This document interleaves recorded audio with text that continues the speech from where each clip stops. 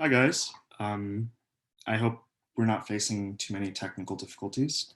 Um, but otherwise, let's continue and start. Thank you all for coming. So this is the second lecture series that's being run by Fremont Debate Academy. FDA is a 501c3 nonprofit. Our mission is to start a debate program in every district, every school across the world. And one of the great things about FDA and the reason that me, Richa, Ratchet, and Voss1 founded it when we founded it 6 years ago was really to spread debate all across the country and kind of give back to the community in terms of what we learned and what we gained from kind of our debating experience and being able to start programs, not only where we started, which, in Fremont, but all across the state, across multiple states. And that's something we've been really focusing on recently.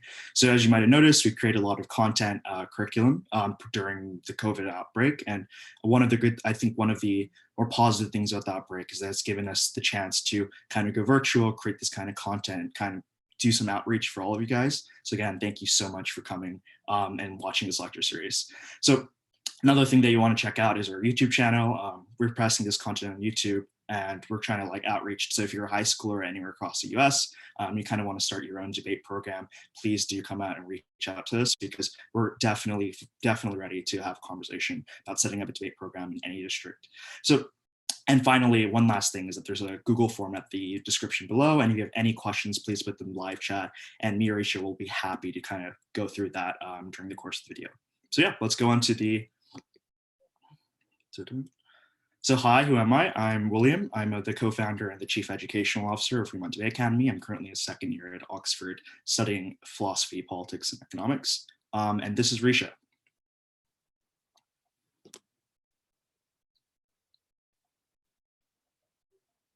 Hello, I'm Richa. I'm the Vice President of Education at Fremont Debate Academy, and I'm a junior at Irvington High School. So, as usual, we have a joke to start off our session. And so today it's microeconomics. You mean like economics for ants? But I just wanted to make it clear, this is like a funny little joke, but today we will actually be talking about macroeconomics. So more like economics for elephants, or something like that. So anyway, let's get started. So first, our agenda, we're going to be starting to talk about fiscal policy and the stimulus bill, and what the government has been doing the last few months to kind of help the economy and the citizens of the US during this pandemic. Then we're going to go on to bonds, cover some monetary policy. Then we're going to talk about elasticity and oil and its current events on what's happening on that event. And finally, we're going to end off with social welfare. So fiscal policy. So the definition of fiscal policy is that it's the way that the government manages expenses, so the federal budget, and we talked about this yesterday, especially at the end of the video, we even gave you like a little diagram about showing you what goes into the federal budget and how it works. And so it's the way that the government manages expenses and income and the taxes, which are the income, to help monitor and influence the economy, right? Again, we've talked about how the government is one of the biggest basic actors in the economy from yesterday's video. So this is kind of adding on to all of that. So what is fiscal, like what part of the government is fiscal policy actually controlled by? So to start off, there's three main branches in the government: the executive branch, the legislative branch, and the judiciary branch. So the executive branch is going to be your like president and the State Department. The legislative branch is going to be Congress and the Senate, and then your judiciary branch is your courts. So fiscal policy is managed by both the executive branch and the legislative branch. So your president, so our president, and Congress and the Senate. So what are some examples that are affected or influenced by fiscal policy? Infrastructure, again, right, it's all about how is the government choosing to spend money. One of the big things they do it is by creating infrastructure, helping citizens, social welfare programs, and they even kind of help with lowering and increasing income tax, and which we talked a lot about tax yesterday as well. So go check out that video if you want some more information. And then finally, we wanted to just emphasize that in an economy, everything is interconnected, right? So when we talk about fiscal policy, monetary policy, and all these other things, they're all interconnected, right? You can see how, like yesterday, our taxes and how we talked about basic actors and how they seemed like they were like completely different. Well, this is showing you how this is all kind of coming together. And so everything is connected in one way or the other. So let's jump right into the current events. So what is actually happening? So historically, because of high corporate tax rates, so we talked about this yesterday, about how the profits of a corporation are taxed because it's kind of like their income of a business is taxed. And so a lot of US companies haven't paid tax on cash that they kept abroad. So if they like earn money outside, they would keep that money outside of the US, and that money is not taxed by the US. So the US has had a tax of 35% on corporate tax. And so other countries have lower tax rates. So businesses have often chose to keep money outside. But recently, in 2018, the corporate tax decreased from 35% to 21%. So this was a huge decrease in tax. And so let's talk about some examples that like what actually happened because they decreased the corporate tax. And so the first thing was that Apple was bringing back about $250 billion of cash to the United States. And this is amazing because first they ended up paying $38 billion in taxes to the government, which is a lot of money. And Apple also promised to invest $30 billion in capital and create 20,000 jobs. And so how this worked is, right, so Apple brought back a lot of money because the corporate tax was decreased. And so they had to pay tax on the money they brought back into the US, but they invested it. They invested the money that they're bringing back. And when you invest money into a corporation or into a business, right, the business is going to grow. And so what happened is, as they were growing, they needed to hire more employees, which is how more jobs were created. So what this did is decreasing the corporate tax decreases the in-cash offshoring. And what is offshoring? It's just the idea that a company will keep money in an outside bank that's outside of the US in a different country. So different like tax rates and stuff apply. And so what this did is by decreasing the amount of money they keep outside the US, it increases the revenue for the government, right? Because they instead keep all the money in the United States and in US banks. And it actually increases the revenue of the government because they have more money to tax. But there's always another side to the story. And so on the other hand, it's also possible that the government earned less tax revenue overall because of the lower tax rate, right? So even though Apple and other big companies may have brought back money, the companies that were already in the US or portions of the companies of large corporations that were already paying tax, they have to pay less tax, right? They only have to pay 21%. And because of this, overall, the tax they earn might actually be less. So we're going to kind of move on to what were some of the things that companies did with the tax cut.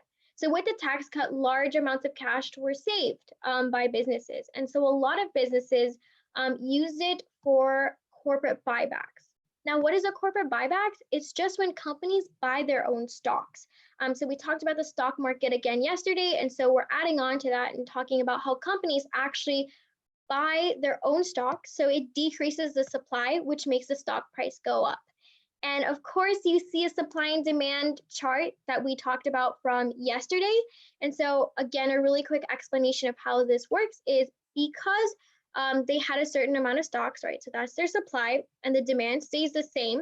And when the company buys their own stocks, they're taking those stocks out of the market, right? No one from the public can buy them anymore. So the supply decreases, which means that the price is going to increase. See, everything is connected. And so this directly benefits earnings for firms, which has been reflected in many well-performing stocks over the last few years. So this is one of the reasons that you've seen stocks increasing, or if you've heard about like the stock market going up and why certain companies have been doing well. This is one reason. But I want to emphasize that it's not the only reason, right? The economy has been doing really well. Businesses have been growing at an exponential rate. So company buybacks is one way that has helped stocks go up, but it is not the only way. So now we're kind of going to move on to what's actually happening today.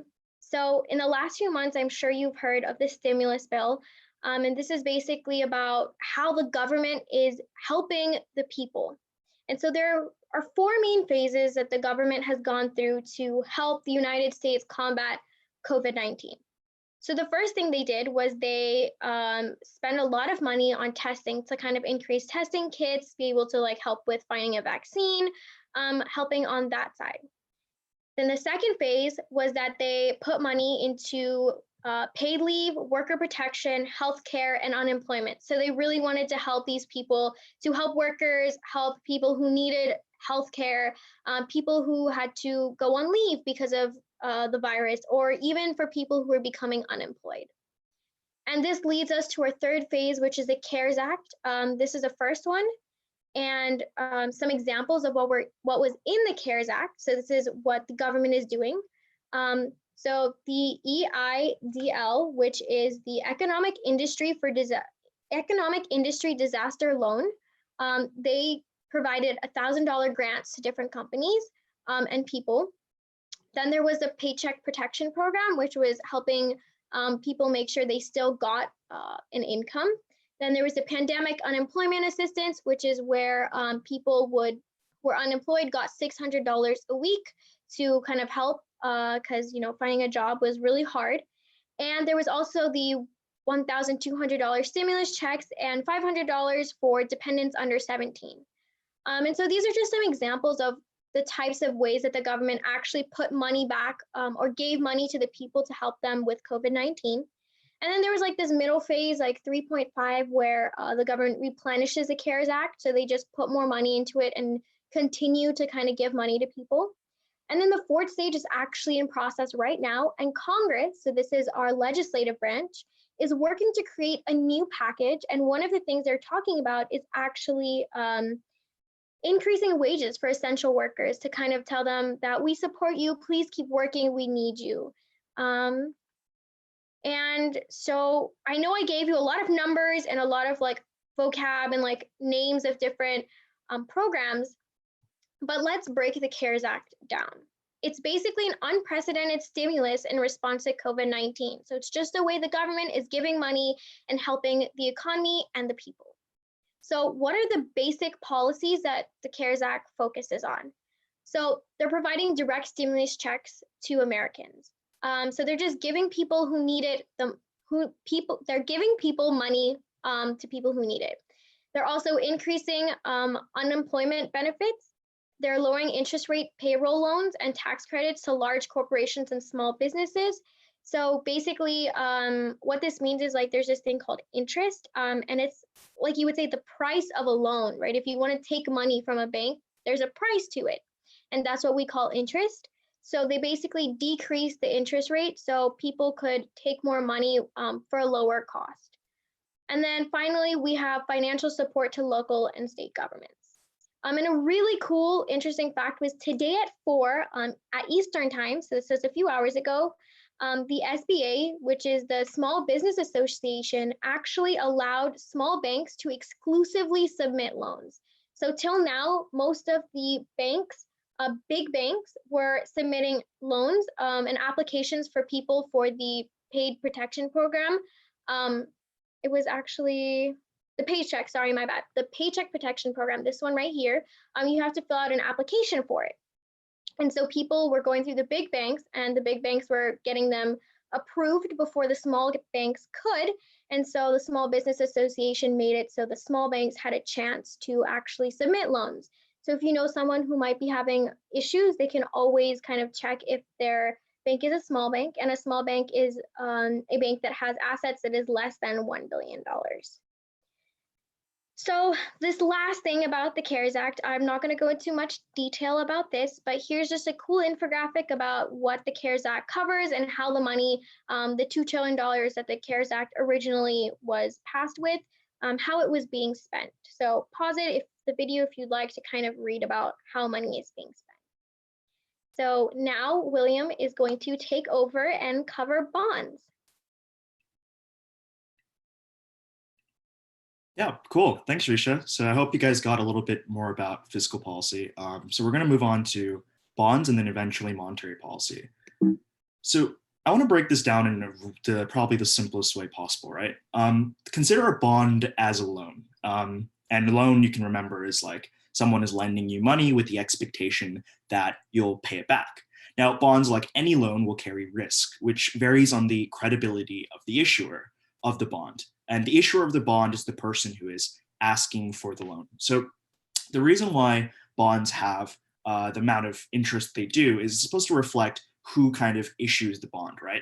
Now, I like to think of it as like when you're the person who's asking the bank for the loan, you're the one who's kind of treated like, well, you have to pay it back by this point, by this day, or so on. But when an institution is issuing a loan, so when it's going to be like a corporation or the Fed or the Treasury, as I'll talk about in the next slide, it's really them who have a lot of power because you're the one who's offering to kind of buy the bond or buy the debt that they're trying to issue. So a couple terms we'll just go through before we kind of delve into this further is what a term is. So the term is how long the bond lasts for. So you'll have like a 10-year treasury, for example, that'll last, as you might imagine, 10 years. Secondly is maturity. So how long until the bond's term is complete. So by the end of so when we say a bond matures, what we mean is by the end of the term, the bond will mature and thus the payment on the bond, the interest essentially, is going to have to be paid back. Next is the coupon rate. The coupon rate is the interest rate paid by the bond, which is pretty obvious. So let's break this down into a really simple example. If you bought a 2-year $100 bond with a coupon rate, you would get back 104.4 after 2 years. And the way you can get that is just 1.02 to the second power times 100, which is 104.04. And you can keep on doing this if you bought a 10-year bond, 10-year $100 bond with a coupon rate of 2%, then this would just continue on, right? Now, let's kind of delve into what kind of bonds are available for us. So the first type is the federal bond, and these are issued by the US Treasury. So they offer relatively low returns, but this is because the credibility of the Treasury is really high. So this is often called the risk-free rate by many investors because it's seen as the kind of the lowest risk investment available. Now, whether this is actually the case is up to debate, but you might just think, well, think of this as many people think that the US Treasury will never default in the loan, or the US Treasury will never default in a bond, which means they never won't be able to pay it back. So many people think, well, this kind of rate is the rate that is risk-free because the Treasury is going to always pay back its bonds. Now, corporate bonds are a little bit interesting. Corporate bonds are issued by individual companies to raise cash. So as you might imagine, they're higher returns. The coupon rate is going to be higher, but this is, again, inversely proportional to how likely the company is to pay it back. So this is a way companies can raise money, essentially other than stocks, through kind of corporate bonds. And as you might have noticed recently, if you check the news, a lot of monetary policy we've seen recently has actually been about buying these corporate bonds back. We won't get too much into that, but just think of it like a corporation needs money, it needs to raise money. People are willing to bet on corporate bonds in many the same way that they might bet on stocks. They might think that the company has a good chance of paying back the corporate bond. On the other hand, if there isn't a good chance, then the company might opt for a higher coupon rate, but investors might not even take them up on that because there's even less chance they'll be able to pay it back. So really, this is I guess the key difference between the federal bond and a corporate bond is really, again, has to do on the basis of how credible the institution that's issuing the bond is. Again, the case of the US Treasury, very reputable institution. The US Treasury has never defaulted on a bond before. So people think, well, that's probably an impossible scenario. Whether, again, that is actually an impossible scenario, something we will not be discussing today. Whereas corporations are far more likely to simply just not pay back or default on their kind of bond, which means that they're riskier. So moving on, I guess, we go on to monetary policy, right? And one of the cool things about monetary policy, I think, as compared to fiscal policy, is just how misunderstood it is a lot of the time and what people think the Federal Reserve, which I'll talk about, actually does, as opposed to what many people think that it does. So moving on. So what is monetary policy? Now, the definition is that these are actions the Federal Reserve, the US's independently run central banking system, takes to affect the money supply. Now, what does any of that mean? So what is the Federal Reserve? Now, the Federal Reserve was founded in the early 20th century, and it's kind of founded as an independent institution from the US government. And it was based on a variety of essentially macroeconomic literature that was starting to establish that there needed to be some kind of bank of banks, or a lender of last resort in the case of a crisis or in the case of a big recession. And there needed to be some kind of institution that could take kind of the hard steps necessary to manage the fluctuations of the business cycle. So whether there's going to be a recession one year, or whether there's going to be a boom market next year, there's kind of these fluctuations, and there needs to be some kind of big regulator that can kind of control the fluctuations to make sure these don't go on forever, right? So another thing that what we mean by the money supply is we are talking about like the amount of liquidity or cash available essentially in the economy. And I'll talk about this a bit more, but really what the Federal Reserve does, contrary to popular belief, is the Federal Reserve isn't here to permanently decrease unemployment or permanently help the economy. The Federal Reserve actually acts on what we call a dual mandate, which is they're trying to reduce inflation, but also maintain a certain steady state employment. And I'll really talk about this. So first off, let's explain what the Federal Reserve can do. So the Federal Reserve can influence the interest rate, when we call it a real interest rate that banks will use for loans. Now, when the bank is lending you money, you might consider how do they kind of calculate the interest rate that they're using to give you? And a good deal of that is obviously based on the risk that you pose for the bank in terms of whether you'll pay the bank back on the loan. But another good deal of this is actually the Federal Reserve, which can set kind of something we call the nominal interest rate, which will affect the real interest rate. But really what we are talking about is that the banks kind of look to the Federal Reserve for what they believe the interest rate should be. Now, why does an interest rate matter? Remember what Richa said. The interest rate, again, represents kind of the price of a loan, right? It represents what kind of risk that you pose for the lender when you take that loan. And this can kind of influence whether people will spend or save their money.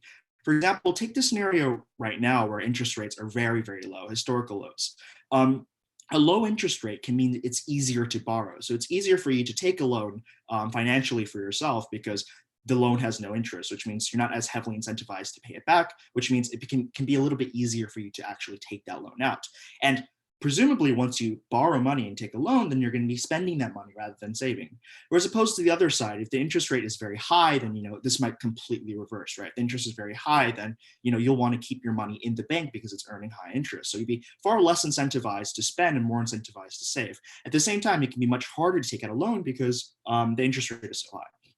Now, finally, what does a low interest rate do? Well, again, the idea is it's supposed to boost spending in the economy, which can help businesses. Consumption obviously will help directly the balance sheet of businesses and their revenue, which in turn can boost employment. Another thing that's important here is that inflation actually goes up as a result of a lower interest rate.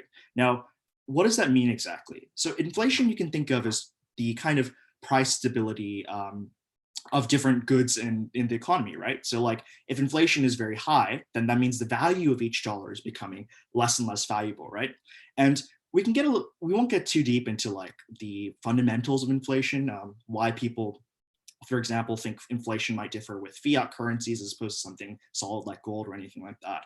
But what I kind of want to get to is in the normal normal environment, money is flowing around. People are spending money on transactions, buying goods and services. In a recessionary environment where people are kind of scared to spend money, they'll be actually hoarding that money or saving that money and not really spending money as they should, because this is where people kind of want to take money out of the bank, kind of cash in on their investments, because during a time of recession, cash is king. So during that time, inflation goes down a lot. But when the Fed is kind of, doing really lowering interest rates, trying to improve spending, the idea again is to boost the economy. And as people try going from hoarding their money to kind of spending a little bit more of their money, that's where we see higher inflation.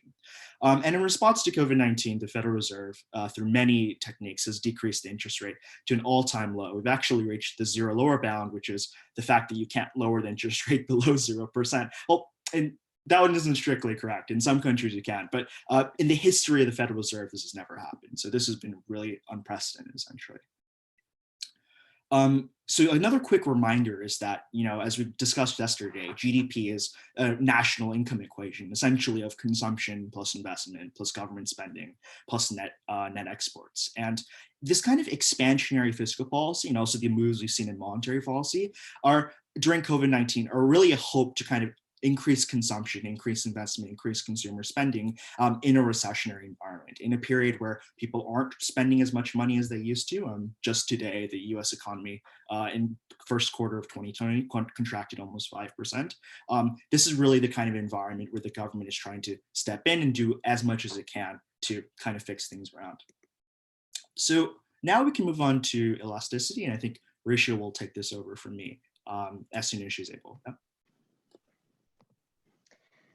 Thank you, William. Really quickly, we got some questions on the stimulus. I just wanted to kind of confirm or make sure that the EIDL and the Paycheck Protection Program, both of these were for small businesses only to help them.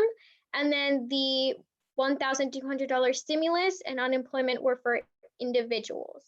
Just kind of wanted to clear that up. But anyway, let's move on to elasticity. So what is price elasticity? It's how sensitive demand and supply are to price. So let's break this down a little bit. What is it if something is elastic? If something's elastic, the quantity being supplied or demanded is heavily impacted by the market price. So this means that if the price changes, if the demand changes, the price will also change.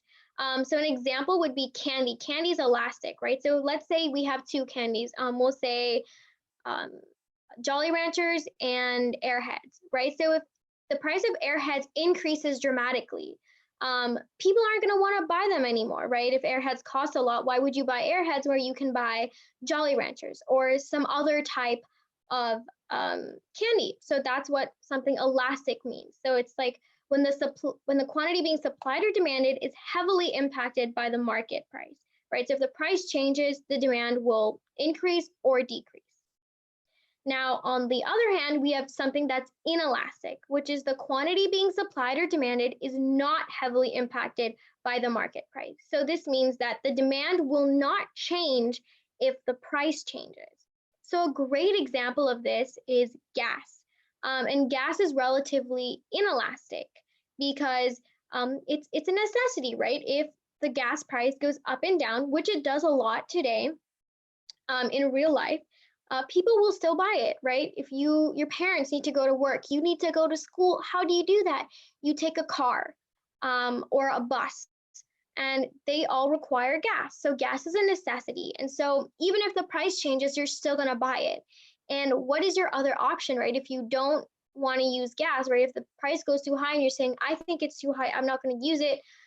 You might have to bike to school. You might have to just stay home. You even use gas to power your stove, or sometimes different other ways to use it. And so you have to be, that's what inelastic means, is when no matter what the price is, the demand will always be constant and it will always be there. So what are some factors that affect elasticity? So first is substitutes, right? If we can easily find a substitute, we don't need to pay a higher price for the same product or service. And this makes demand more elastic. So let's go back to our candy example, right? If we say the price of Airheads goes up, someone, maybe you could go and buy Jolly Ranchers instead, right? That's a substitute. So because there are different substitutes for candies, it makes candy more elastic, because if the price of Airheads goes up, you could just buy Jolly Ranchers instead. The next type of factor that affects elasticity is necessity. So the less we need something, the more we consider its price when buying. So this also makes demand more elastic. So this is the opposite of gas, right? So when we talked about gas, we said we need gas, it's a necessity. That's why when the price changes, we don't kind of think about, oh, we should not use gas or we should use less gas. An example that fits when we need something less, we could go right back to candy and say, the less we need something, do you really need to eat candy? Do you really need those airheads? And so like as the price increases, we say, okay, how much is the value of this airhead and is it worth the increase in the price? So William is going to take over here and he's going to talk a little bit about oil. But before he does, I really quickly wanted to mention that gas and oil, they are kind of really similar. And so there's a lot of things that have been going on in today's world about how the prices of oil and gas have been going up and down and how that's affected what's been going on. William? Yep, cool. Solid. So yeah, let's talk a little bit more about oil in terms of the current events. I'm sure everyone has seen some of the headlines about oil going negative and so on. Before that, I'd like to answer one of the questions in the comments that what happens if a corporation doesn't repay the bond?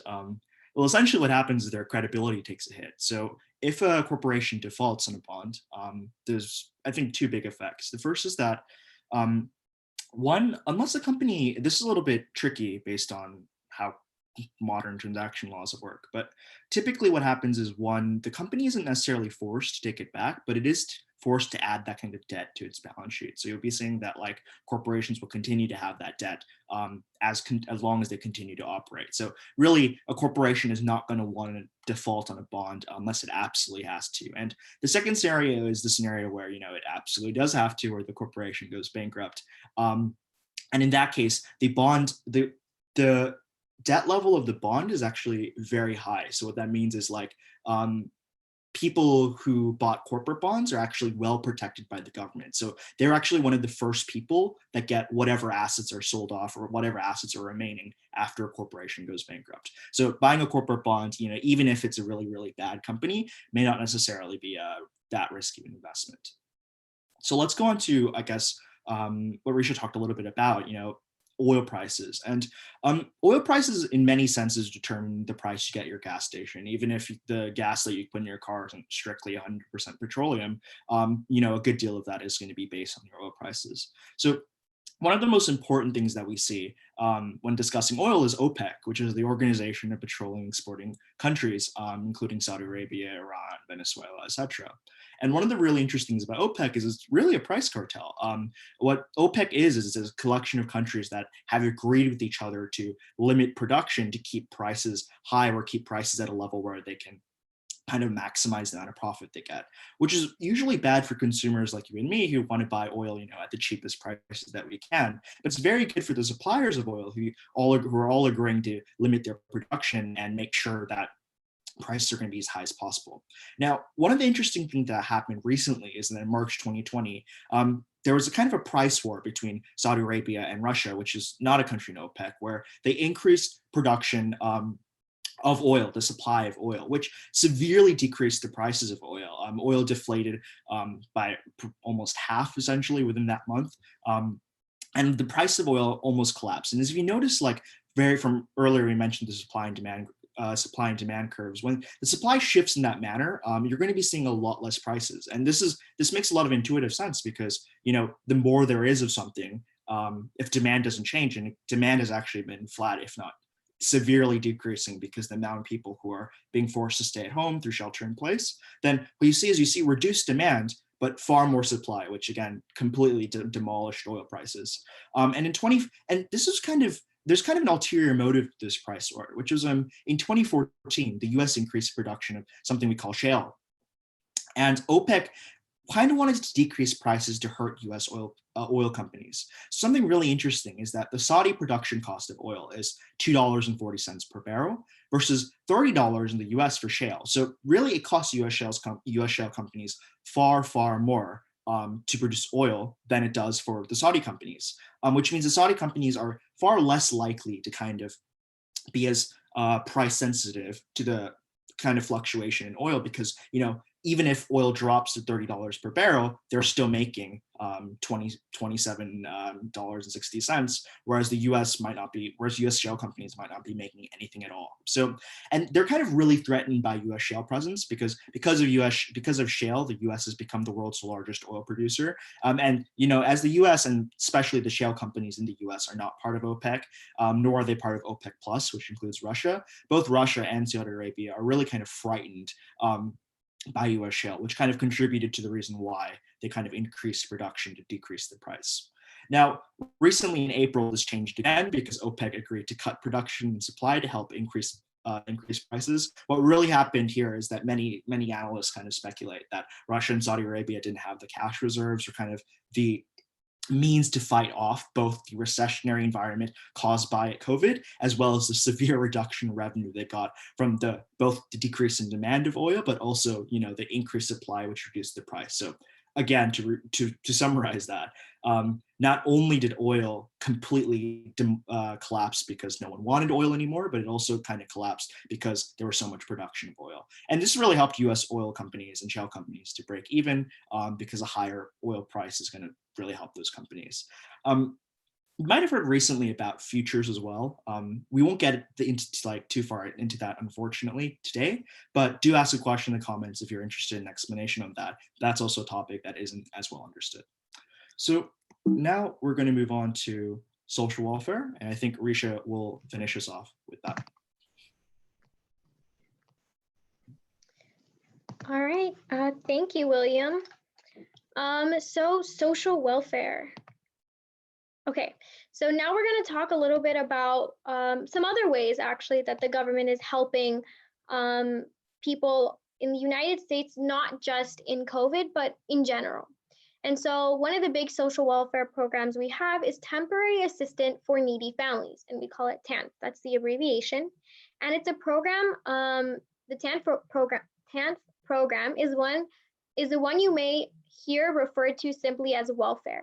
And so what does it do? It provides financial assistance to more than 2 million Americans, including 1.6 million kids. And in 2019, Medicaid helped pay for the healthcare of more than 71 million low-income people. Another great thing about social welfare, or another one of its programs, is SNAP, which helps with food stamps.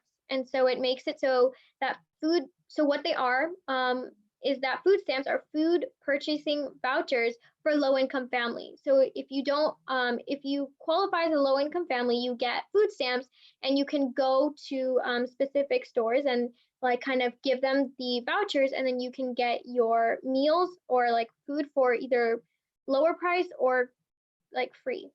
And so the last section we'll cover is housing assistance, which is a collection of programs that provides affordable housing for low-income families. And so they do this in a lot of different ways. There's one thing about renter's insurance that the government can provide, which actually you have to apply for. And a really weird fact about it is that in LA, it could take over 10 years to actually get approved for renter's insurance. But this is for low-income families so that, if by chance they default on a rent, the government will be there to kind of cover the expenses. But this is just kind of showing that the government does try and help in every aspect of a person's life to do the best they can to help out people who need it. But we've talked a lot about how great the social welfare program is. But again, there's always two sides to every story.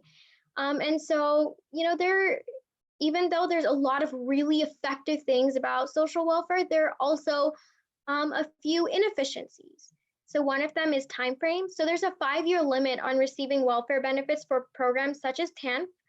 So not all programs you can get help from them for forever. There are limits, and some families fall back into poverty or are still financially insecure after 5 years. So even though they do help, sometimes it's just not enough. There's also a problem of complexity. The poorest Americans are often the least able to navigate the complex welfare system, right? All of these processes require lots of different documentations. You have to do lots of different things, and sometimes the poorest Americans are unable to kind of like figure out how to like manage this process, and it makes it hard for them to be able to get the help they need. And lastly, it discourages workers. Some requirements that govern welfare programs discourage work because at certain income levels, a loss of benefits is greater than the additional income earned. And so what this means is some programs are really inefficient. So to be able to apply for those programs, you would need to be in like you would have to have certain requirements that you would have to like fulfill. And sometimes those requirements are to fill out those requirements actually harms a person more than actually not applying for that welfare program. And right before we kind of move on to this big concept question, I think William is going to come back and he's actually going to be answering some of the questions that we've seen in the live chat. Yeah, that sounds good. So some of the questions we've been seeing, if I pull them in front of me now, there's a question about whether ExxonMobil was affected. That's a good question. I'd say like most companies were affected by the current recessionary environment.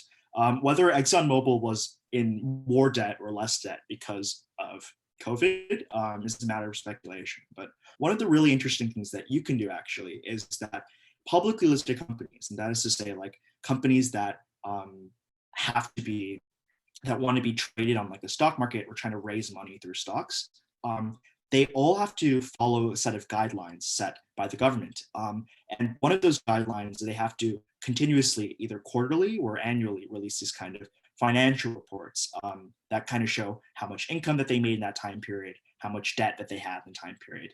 And I'm not sure if ExxonMobil's quarterly reports come out yet. This is around the time those quarterly reports do come out. But yeah, you can actually go and search it yourself to see exactly how much debt ExxonMobil has accumulated in the last quarter because of COVID. But as a matter of, I wouldn't say invest on this, but as a matter of speculation, I would say that it's probably likely that the amount of debt that Exxon is in has increased a lot, because consider again, most of Exxon's revenue is from oil.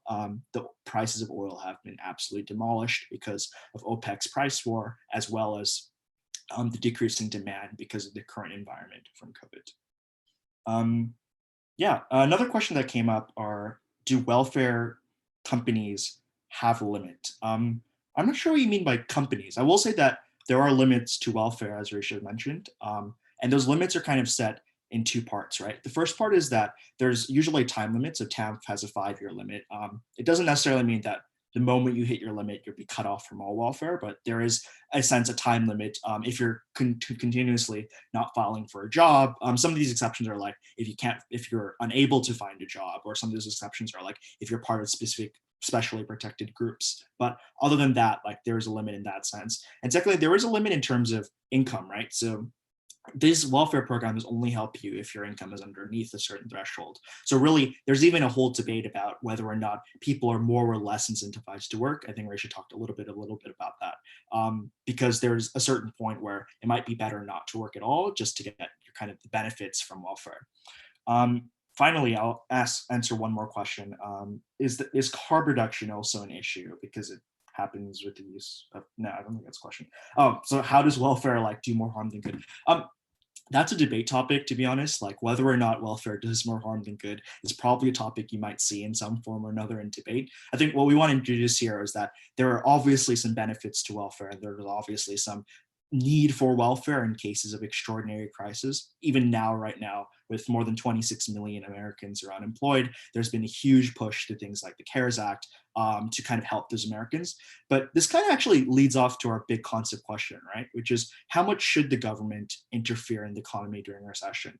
And I hope you guys have gotten a good idea of what tools the government has at its disposal and what tools the Federal Reserve has at its disposal to kind of combat a recession. So there's a variety of fiscal policy measures they can take. There's a variety of monetary policy measures they can take, and they can kind of boost social welfare as well to help individuals. But the real big question is, if every single time there's a big recession, where every single time there's some kind of crisis happening with the economy, and the government steps in to save it every single time using taxpayer dollars, then a lot of people do ask the question, why would companies ever be afraid of going bankrupt? Why would companies ever be afraid of making big risky decisions if they think that government will bail them out every single time? And this comes especially into light because of the huge number of stock buybacks and share buybacks that have happened the last few years, where companies kind of just bought back their own shares to inflate the share price instead of like